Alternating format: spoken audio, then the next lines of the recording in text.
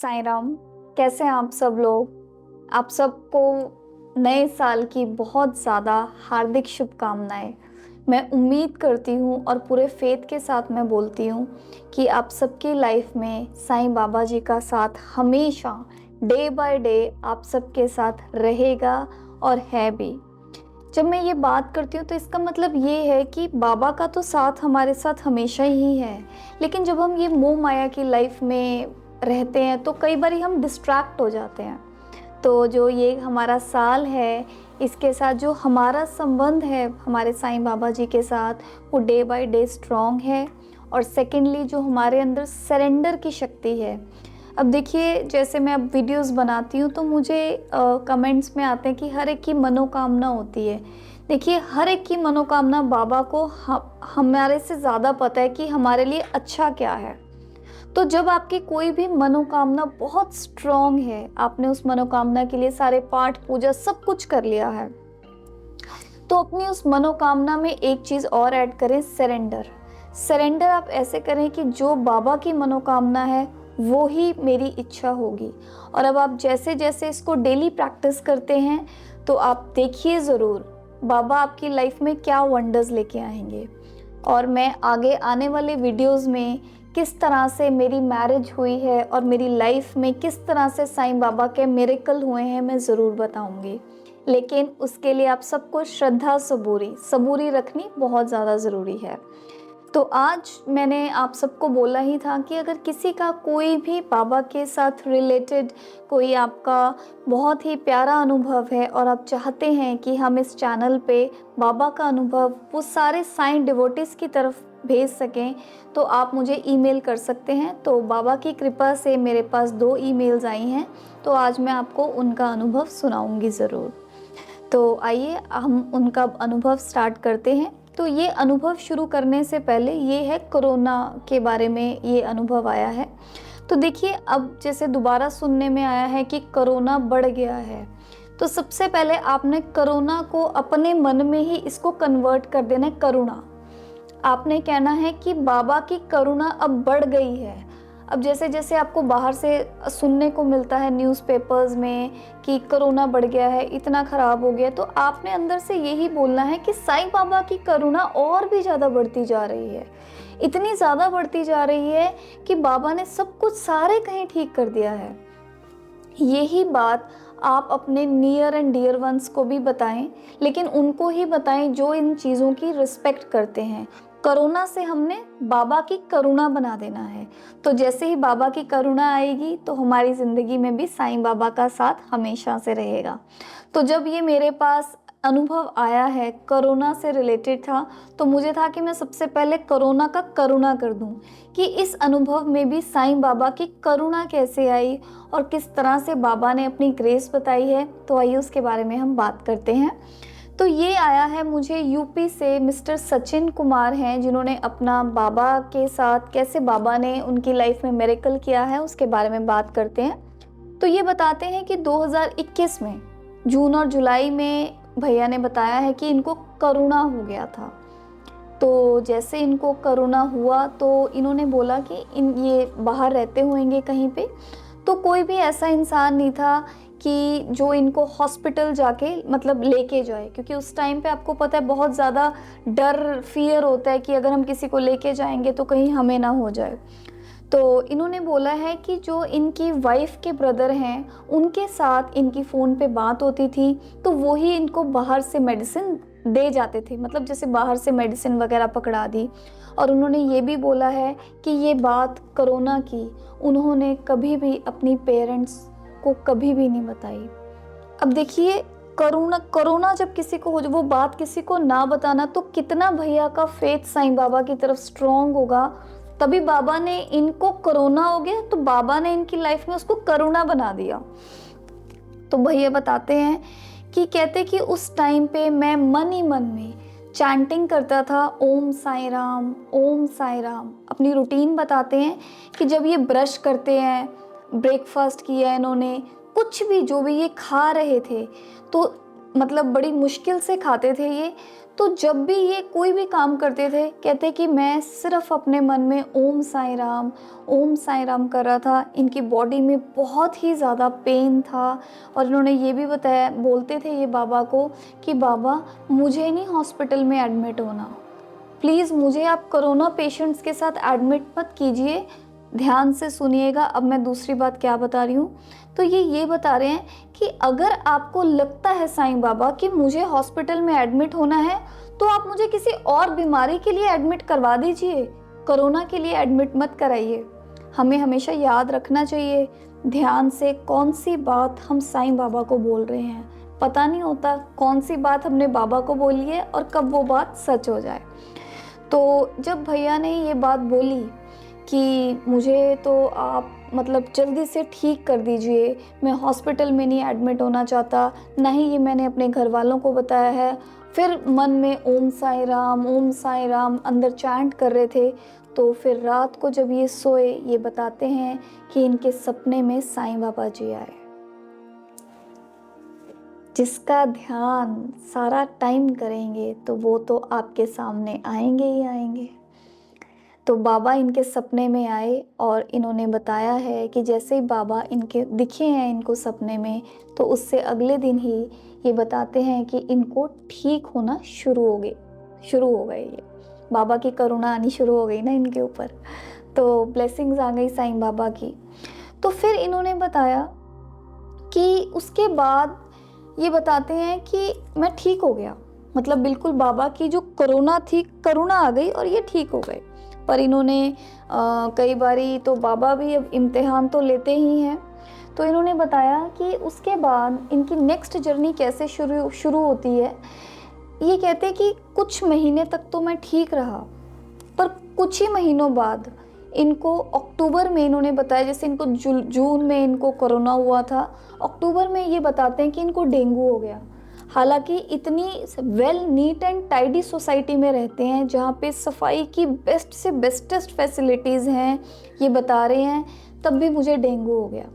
तो उसके बाद फिर ये डॉक्टर के पास जाते हैं, तो डॉक्टर ने इनको बोला है कि आपको ब्लड टेस्ट अब करवाना पड़ेगा क्योंकि फीवर नहीं उतर रहा होगा इनका। तो फिर डॉक्टर ने इन्हें बोला कि आप ब्लड टेस्ट करा लीजिए, अगर आपके 50,000 से नीचे आ गए ब्लड टेस्ट में आपके सेल्स तो आपको हॉस्पिटल में एडमिट होना पड़ेगा। तो अगर आप नहीं एडमिट होते तो it is a very serious problem. तो फिर इसके बाद इन्होंने अपना ब्लड टेस्ट करवा लिया और जब जो ब्लड टेस्ट की रिपोर्ट थी वो 2 दिन के बाद आनी होती है। तो इन्होंने अपने दिमाग लगाया ना यहाँ पे, तो इन्होंने कहा कि चलो 2 दिन जो डेंगू के पेशेंट्स ने खाना पीना होता है मैं वही खाना पीना शुरू कर देता हूँ। तो ये अपना बहुत ज़्यादा अच्छी तरह से ध्यान रखना इन्होंने शुरू कर दिया। तो ध्यान रखना शुरू कर दिया, मन ही मन ये बोल रहे थे कि अब तो मेरी तबीयत ठीक ही हो जाएगी, कि अब मुझे कोई इस तरह की प्रॉब्लम तो होगी नहीं। पर जब इन्होंने देखा, इनकी जब ब्लड टेस्ट रिपोर्ट आई, इनके तो प्लेटलेट्स हो गए 26,000। तो ये तो डर गए। तो फिर इन्होंने सोचा, इन्होंने अपने डॉक्टर को फ़ोन किया, तो डॉक्टर बोल रही थी कि मैंने तो आपको पहले ही बोला कि जब आपके 50,000 से नीचे आए हैं तो आप प्लीज़ हॉस्पिटल में एडमिट ही हुए। अब इनको डर लगना शुरू हो गया। तो फिर इन्होंने अपने दोस्त को बुलाया। तो दोस्त उनके बहुत ज़्यादा अच्छा था, बट उसके दोस्त और इनको लगा कि जिस हॉस्पिटल में ये डॉक्टर बुला रही है वहाँ की कंडीशन ज़्यादा अच्छी नहीं है। तो इन्होंने फिर, इन्हें कुछ समझ नहीं है, तो एकदम से इनके माइंड में एक थॉट स्ट्राइक किया कि मेरे बड़े भैया हैं तो मैं उनसे पूछ लेता हूँ। तो इंदिरापुरम में कोई जगह है जहाँ पे उन्होंने, एक है यशोदा हॉस्पिटल में, इनके बड़े ब्रदर ने बताया होगा कि आप उस हॉस्पिटल में एडमिट हो जाएं। तो ये उसी हॉस्पिटल में गए और जब ये उस हॉस्पिटल में जाते हैं तो इन्हें बहुत बड़ा स्टैचू दिखता है साईं बाबा जी का, जहाँ पे बाबा की मॉर्निंग इवनिंग पूजा और उनकी आरती सारे हॉस्पिटल्स में भी होती है। तो उसके बाद जब ये वहाँ पे गए, इन्हें तो बहुत अच्छा लगा कि मैं उस हॉस्पिटल में आ गया हूँ जहाँ पे बाबा बैठे हैं। फिर इन्होंने उस बात का लिंक किया कि मैंने साईं बाबा को क्या बोला था, बाबा आप मुझे कोरोना के कारण कोरोना पेशेंट्स के साथ एडमिट ना करें, आप मुझे कुछ और कर दें, कोई और मेरे को प्रॉब्लम हो जाए तो मैं हॉस्पिटल चला जाऊंगा। तो इन्हें डेंगू हो जाता है। तो इन्हें उस बात को ये फिर कोरिलेट करते हैं कि किस तरह से इनको जैसे डेंगू हो गया और बाबा ने इनको वहाँ पे बुलाया। तो वहाँ पे तो जब वहाँ पे जो डॉक्टर्स होते हैं जब देखते हैं तो वो देखते हैं कि आपके 26,000 आपके प्लेटलेट्स हैं और आप बड़े आराम से चल फिर रहे हैं, क्योंकि हॉस्पिटल्स में तो डेंगू के बहुत ज़्यादा पेशेंट्स होंगे और 26,000 वाला जो पेशेंट होएगा वो तो चल ही नहीं पाएगा। वो बड़ा हैरान हो जाते हैं देख के। तो मीनवाइल इन्हें पता लगता है कि वो जो हॉस्पिटल में एक डॉक्टर हैं, बच्चों के डॉक्टर हैं, वो इनके गुड फ्रेंड निकल जाते हैं। तो इन्हें आराम से बाबा की कृपा से हॉस्पिटल में इन्हें बहुत ही ज़्यादा अच्छी केयर मिल जाती है और इनका एडमिशन भी हॉस्पिटल में हो जाता है।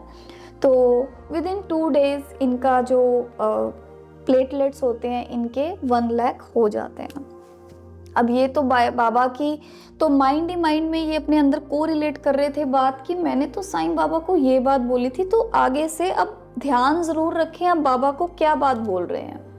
वैसे तो आप हमेशा बाबा को यही बोलें कि बाबा आपकी करुणा हमेशा हम सब के ऊपर हमेशा हो। तो याद ज़रूर रखनी है ये बात आपने, करुणा, कोरोना से करुणा, बाहर करुणा है, हमारे अंदर साईं बाबा की करुणा है। तो आगे चलते हैं। तो जैसे ही इनके 1 लाख हो गए तो इनको फिर से फ़ोन आता है कि इनका जो बेटा होता है, बेटा उसको बहुत ही ज़्यादा डेंगू से उसके सेल्स बहुत ज़्यादा डाउन हो जाते हैं और ये बहुत ज़्यादा घबरा जाते हैं। तो उसके बाद तो ये बाबा से बहुत प्रेयर करते हैं। बाबा की उदी बहुत लेते रहे हैं, ये इन्होंने बताया है। इनके पास उदी होती थी जो ये सुबह, दोपहर, शाम और रात को लेते हैं। देखिए कई बारी क्या होता है कि कई बारी हमारे पास उदी नहीं होती है, ठीक है। तो कई बारी अब डेवोटीज जो बाबा को मानते हैं, तो आपने जैसे अब आप कुछ खा भी रहे हैं, आप पहले एक संकल्प ही ले लें कि बाबा की उदी का आशीर्वाद हमेशा मेरे साथ है। अगर आप ये भी बात बोलते हैं फिर आप खाना खाते हैं तो एक ही बात है। और अगर आपके पास उदी है तो पहले आप उदी ले लें फिर खाना खा लें, दोनों चॉइस आपके लिए ठीक हो जाएंगी।